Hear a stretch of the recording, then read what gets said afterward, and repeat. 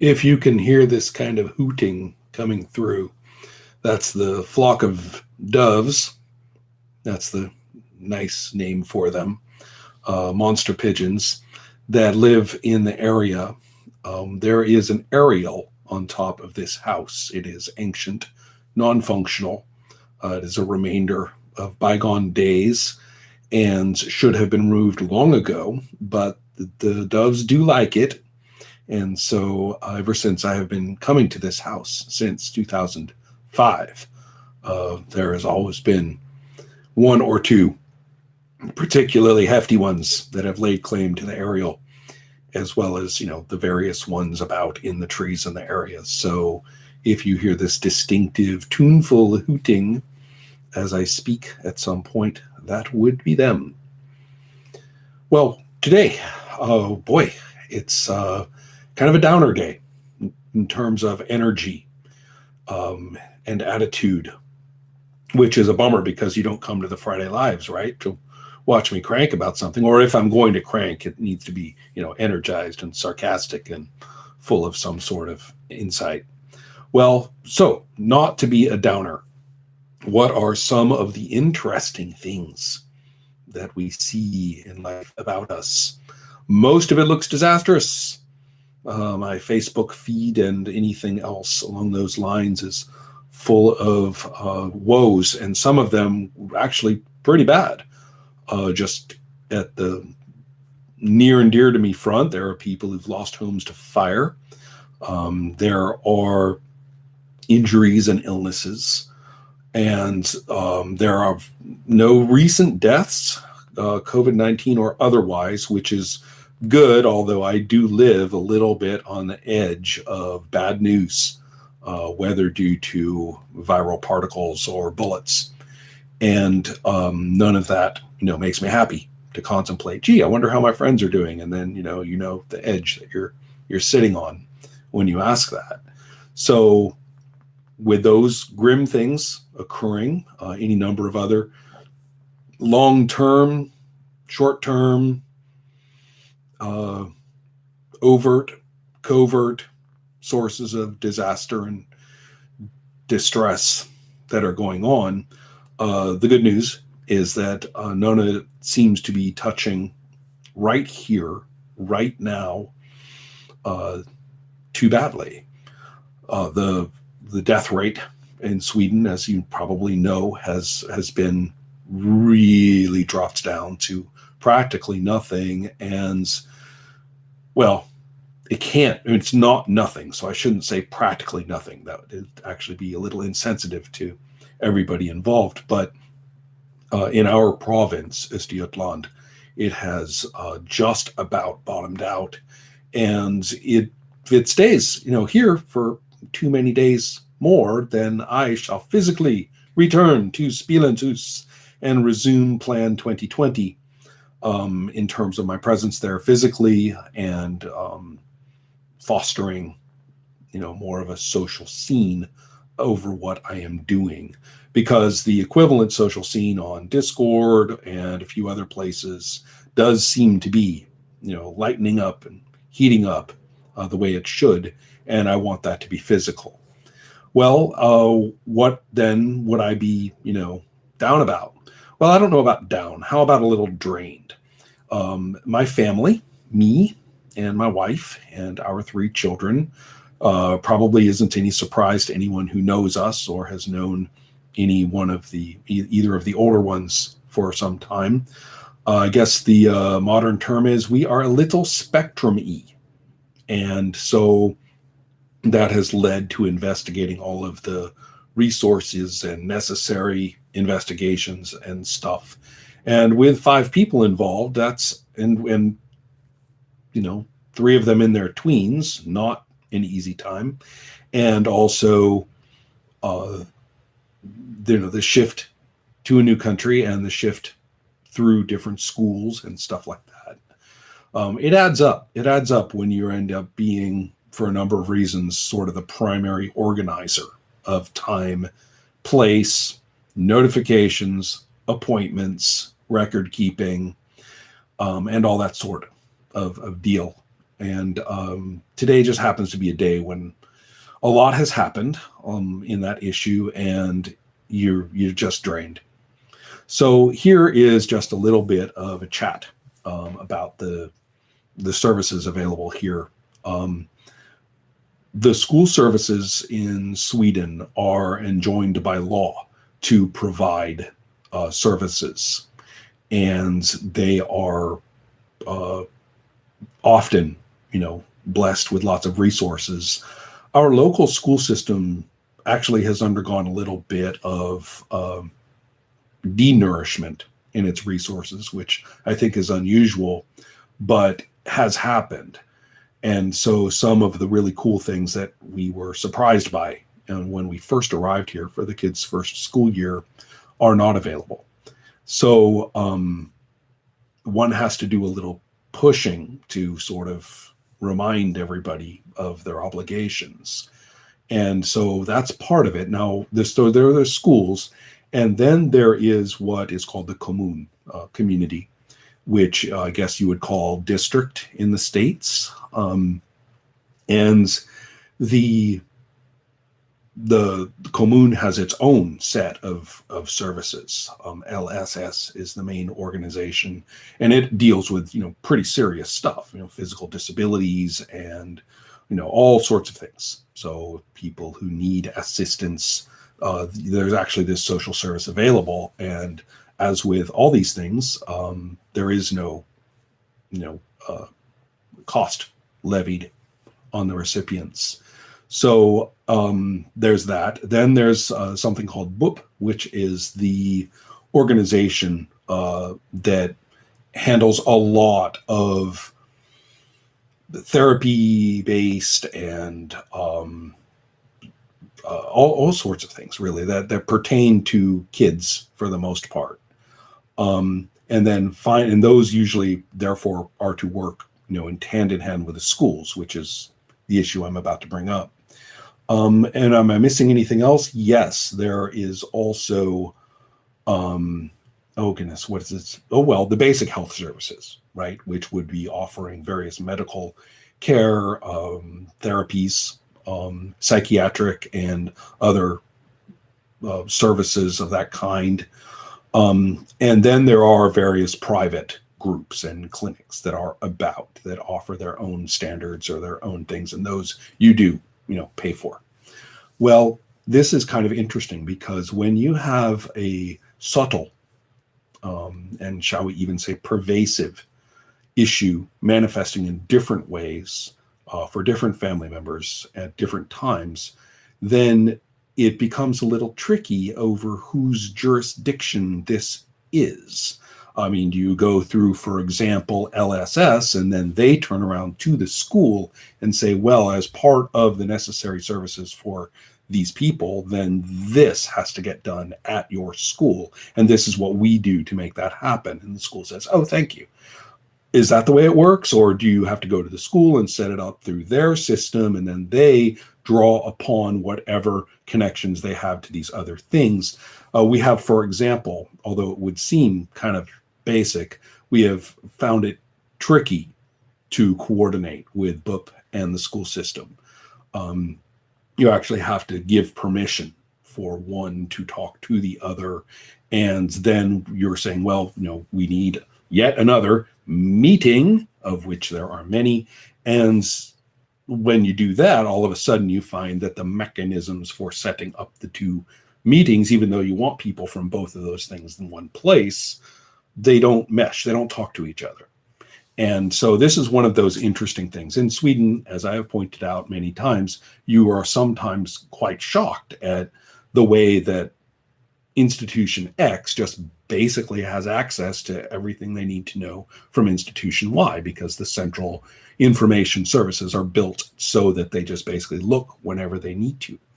And in many cases, you're like, wow, I don't have to go and make an appointment and make a signature and specify what gets, do it. And then I probably have to get it over there myself, or no, it's very integrated. Well, this is one of those few cases where the gears grind.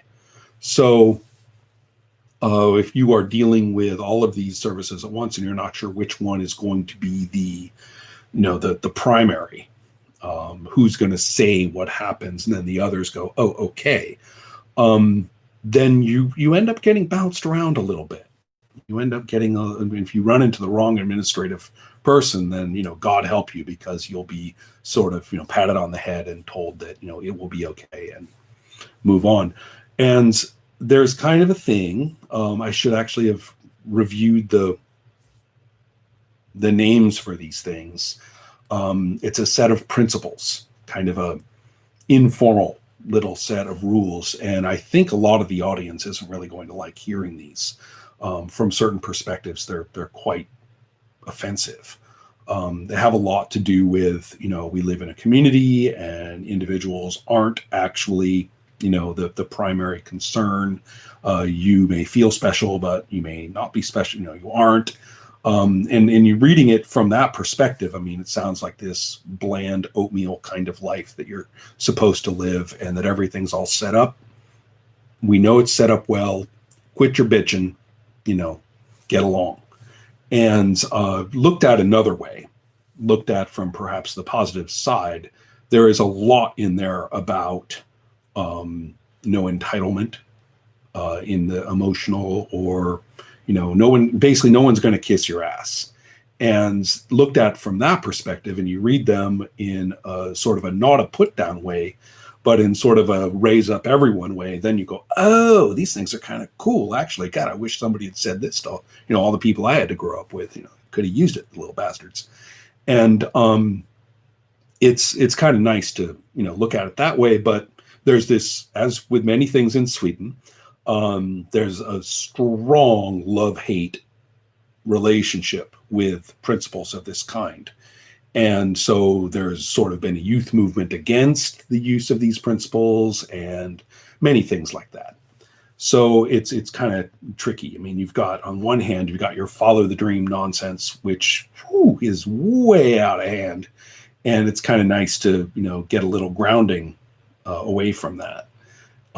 So then there's people who say, why should I, let my dreams be, trampled upon? Go back to the herd, go back to the cafeteria line, get over it. Well, it's a controversial issue. Well, why do I bring this up? I bring this up because implicitly, not really ever explicitly, hardly ever, these might be invoked in terms of being an immigrant. So here you are, and you need this service, or you think you need this service. If you've been recommended that this is where you go to go get this thing that you need. And the response you get is along the lines of, well, here in Sweden, people don't just pay for what they want, get it. You have to go through these steps that we've got, or other kind of patronizing ways of putting it, which is all sort of backed up by this principle of quit trying to act special. And I've run into this, well, not to be too specific, but I've run into this with our kids when a child is definitely not considering themselves special and is in a state of actually some grievance, some state of real distress in trying to learn something. And then having the instructor, scold the kid in front of me, you need to understand that, you aren't better than everybody else. And this kind of shocked me. I'm like, you do not speak to my kid that way. He does not think he is better than everyone else. He is perfectly capable of listening without making eye contact, and you demanding that he stare at you is distressing him. You can't do that. So anyway, the deal with, these situations that I have noticed, and why I bring it up as an immigration thing, is that, well, let's be blunt. My Swedish pals don't do it. They know that when they encounter kind of that soft barrier, they go Viking.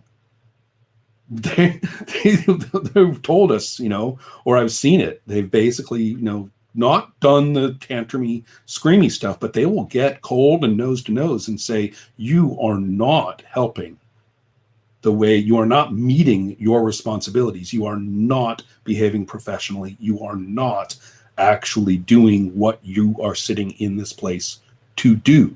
And I am here telling you so.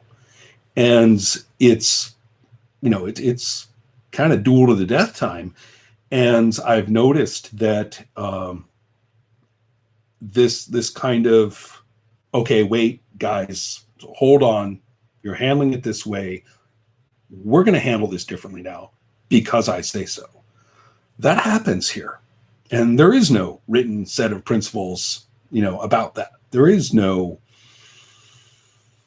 statements of cultural identity, based on this that we pass around and, teach our kids or, show outsiders, this is how we do it here and stuff like that. That you only really see this when you're living here and dealing with bureaucracy and issues day to day. All of this stated, by the way, incidentally, is that I actually have a lot more good stories about administrative people than this implies, with a great deal of acknowledgement, call out to Lena Skatteverket, who is over there in Stockholm somewhere, and whom I will almost certainly never meet face to face, who was an angel, right? And was just amazing. You are not really going to believe, the lengths to which a person who says, oh, you do have a hassle and it is a legitimate hassle. I see how you got into it. Maybe partly your fault. Okay, never mind all that. We are here to clear these decks, and I don't care what I have to do. I'm doing it. So you do, more often than not, I have found here in Sweden, encounter people with this approach, and I greatly appreciate it. I'm talking about when you don't. And what I have seen is that all of the sort of training of you live in a civil society now, you don't live in kooky land, and you don't live in child wants it, child gets it land, and you don't live in, you're here, so I have to kiss your ass land, right? So these are all good things in their way. And yet when they become a soft barrier of, truly not working out here, I have seen people who live here, they know what to do. And you have to say, not this time. I'm not that person. I'm not that entitled or, arrogant person who's making a problem. I do have a problem. I may have helped cause the problem. I get all that. But I'm here for solutions. And that's what I'm doing here right now. And so we've kind of hit that point. That's why I'm a little drained. There's a couple of places in that, where are we in this Venn diagram, LSS and BUP and the schools and the private stuff and the medical services. I mean, where are we in that Venn diagram? Where's the place where we should situate and then work from? And yeah, I've gotten to the point in a couple of those bubbles in which, it's tough. You're culturally trying to, you can't truly assimilate. Maybe that's the right word. I can assimilate. I cannot, of course, become. I mean, I get that. And so when you are attempting to put the most positive, most beneficial, really, outcome as your ideal, I want the beneficial outcome. I want to be here effectively. I want people to be glad I'm here. I want to get done what needs to get done in the way that it should be, given what's available. To realize that there does come a point where your own personal standards have to get invoked, and you say, excuse me, but the personal standards actually at this point are in accord with the social expectations, and it is not me who is arrogantly defying things and thinking that they're better than everyone else and, causing trouble. It is you who are not meeting the baseline social expectations and professional expectations of what we're here to do. And yeah, I know I'm a problem. I know the situation I have landed upon you is just a huge pain in the ass. That's right. So, kind of struggling our way through it. That's why I may look a little bit, wiped out. I'm myself not precisely great at respecting institutions. People, yes. Workers within the institutions and their various constraints and their hassles that they go through that the public doesn't see. Yes, I get all of that. But last night, this has been 20 minutes. Let me give you an example going back to the States.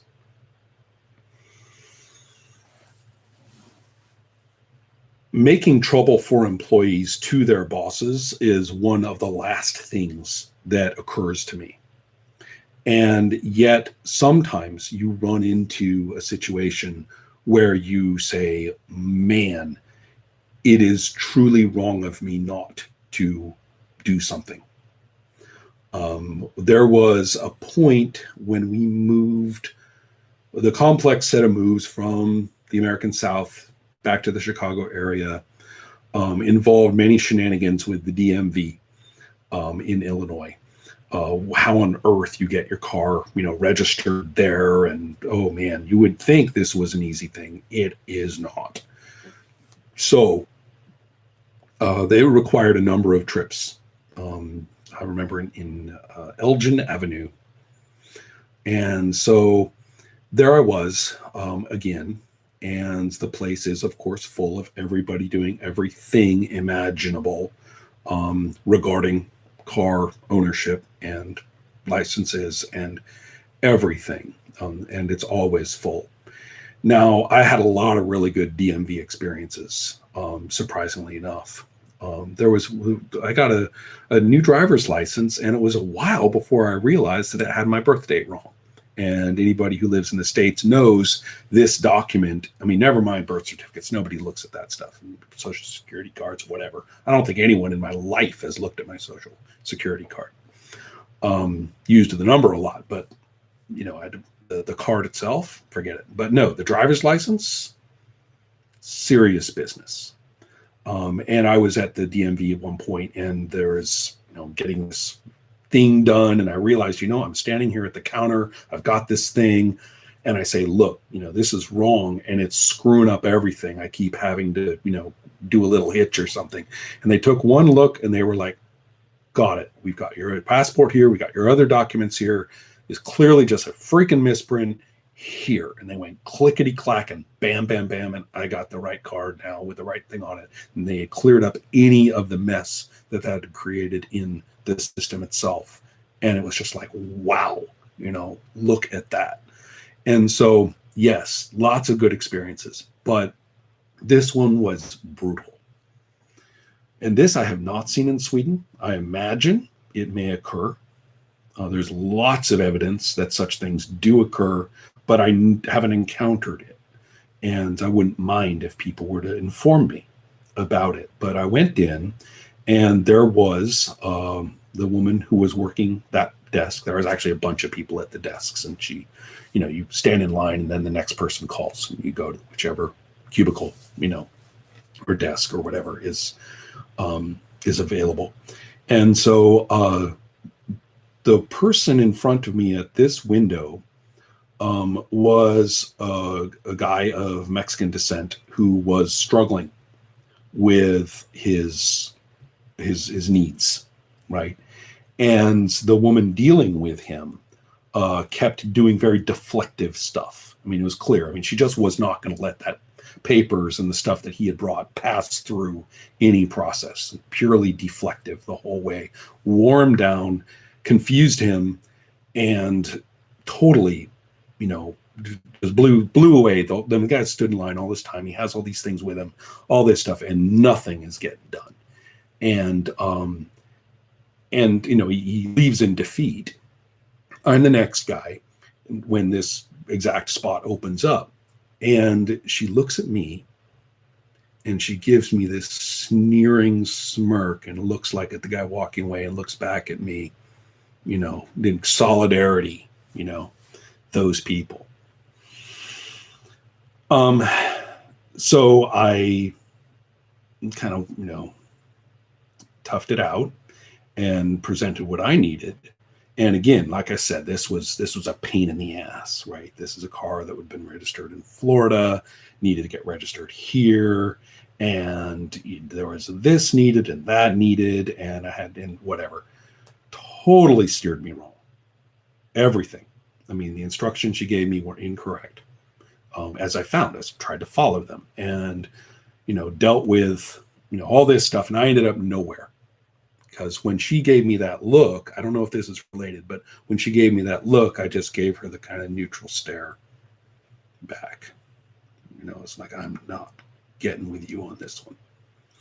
And so maybe she would have screwed me over anyway, just because I obviously saw her do it gratuitously to someone else anyway. But I wasn't going to be enlisted in this.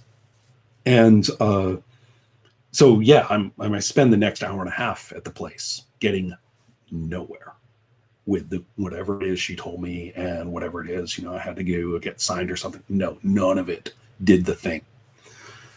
And I thought about this and I said to myself, what am I going to do? And I had to get this shit done, right?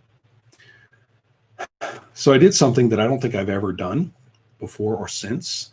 I sat down and I wrote out an account of everything.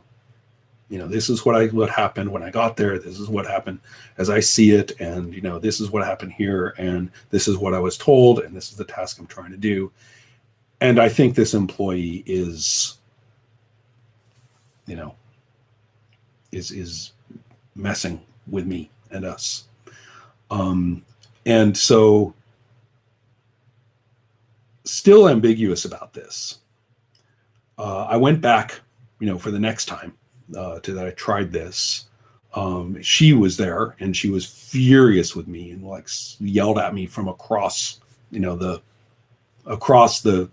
working space, as a matter of fact, and very passive aggressive stuff like, "Don't worry, sir, you're not going to get me again," and stuff like that.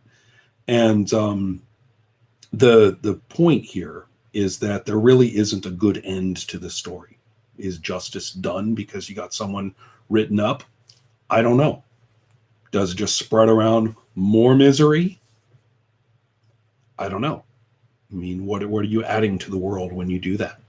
Is the right thing, to do the water buffalo thing, and you kind of just neutrally stare back and take it yourself, whatever it is, right?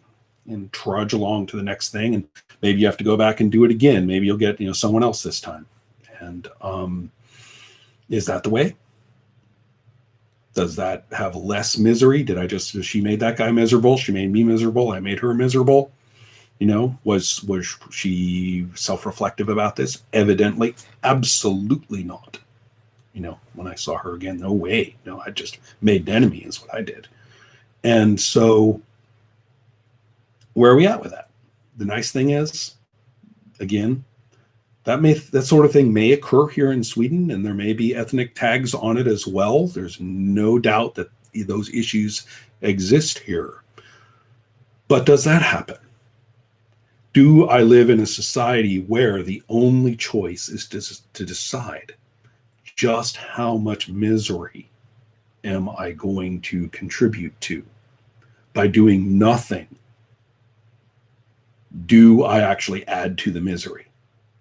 By doing something, do I add to the misery? That's really the choice, that you have socially in the States, if you ask me, in most workplaces and in most living situations, in most situations, for example, of disagreements or hassles among neighbors. I found myself living in the States in very much that state of, do I spread around more misery by doing nothing, or do I spread around more misery by doing something? And that isn't the case here. Hassles or no hassles, drained energy, issues or not. But I'll tell you that much. No, I don't think I'm living in that situation anymore. And I am real happy about that. So thanks for sharing this with me. I feel better. Take care.